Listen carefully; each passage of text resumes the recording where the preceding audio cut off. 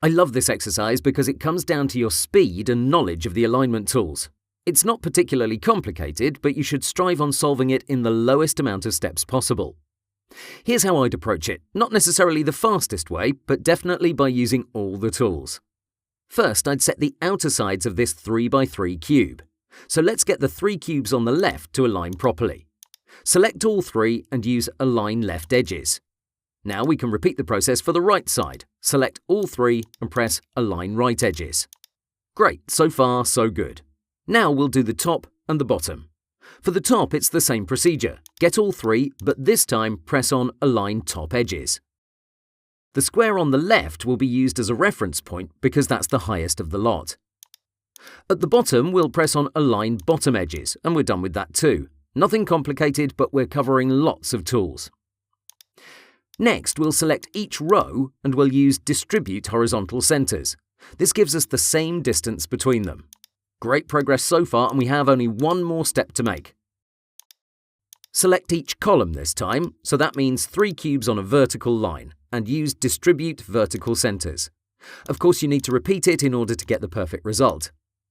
Finally, even though this is optional, I want this 3x3 structure to be positioned in the middle of the canvas. For that, we'll group these 9 layers and we'll select the entire canvas with Ctrl A. Thus we have 2 elements selected and Photoshop lets us align them. First vertically, then horizontally.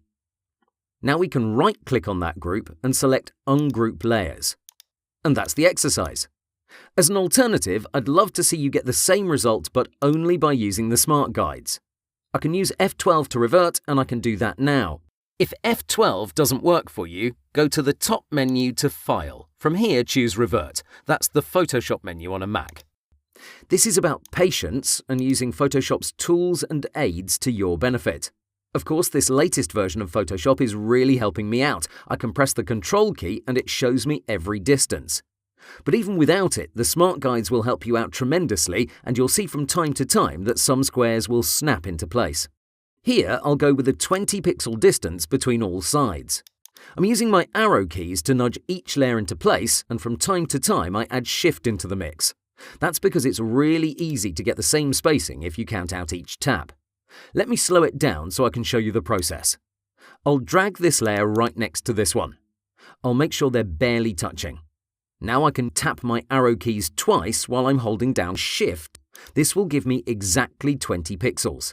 If I'm off by a few, I can nudge it into place with my arrow keys.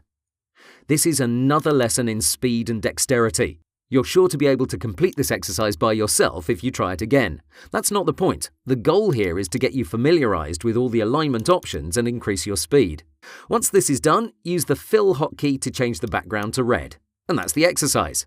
How did you manage? Let me know in the comments section what tool you relied on the most.